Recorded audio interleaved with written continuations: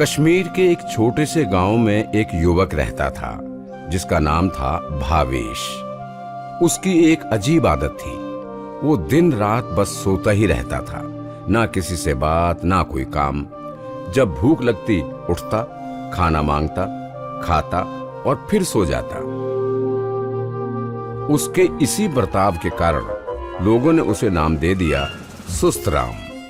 ये सारा दिन सोता ही रहता है, ना काम करता है, ना कोई मतलब रखता है किसी से। क्या फायदा ऐसे आदमी का जो जीते जी बस नींद में ही रहता है। गांव के लोगों को उसकी आदतें समझ नहीं आती थीं। एक दिन गांव में एक ज्ञानी और तपस्वी गुरुजी आए। लोगों ने उन्हें भी सुस्त राम और उसकी सुस्ती के बारे में बताया। उसे मेरे पास लाओ।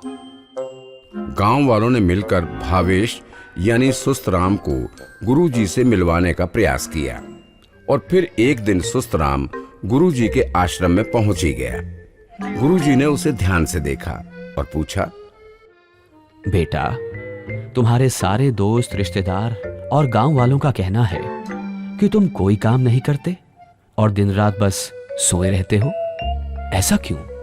गुरुजी, जब मैं सोता हूँ तो अपने सपनों में मैं राजा बन जाता हूँ। मैं सिंहासन पर होता हूँ, मेरे पास राज्य होता है। मेरे दोस्त, मेरी प्रजा सब मेरे साथ खुश रहते हैं। ना कोई दुख, ना कोई चिंता। वहाँ मैं खुद को सबसे ऊंचा, सबसे शांत अनुभव करता हूँ। बेटा, तेरे मन में एक समृद्ध दुनिया है और ये बहुत सुंदर बात है, लेकिन जो राजा तू सपनों में बनता है वो तेरे भीतर का राजा है। और एक बात और याद रख, सपनों में राजा बनना आसान है, पर असल में जिंदगी जीना ही असली तप है।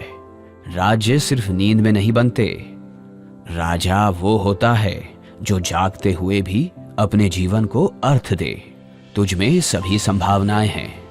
तू अपने भीतर के राजा को इस दुनिया में भी प्रकट कर। तू चाहे तो वो सब पा सकता है जो तू चाहता है, लेकिन पहले जागना होगा और मेहनत, सेवा भाव, सच्चाई से, ताकि तेरा सपना, तेरा राज्य सिर्फ तेरे मन में ही नहीं बल्कि संसार के सामने भी आ सके। गुरुजी की बातें भावेश के दिल में उतर गईं।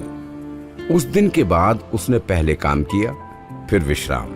कड़ी मेहनत से उसने वो सब हासिल कर लिया जिसकी वो कल्पना करता था।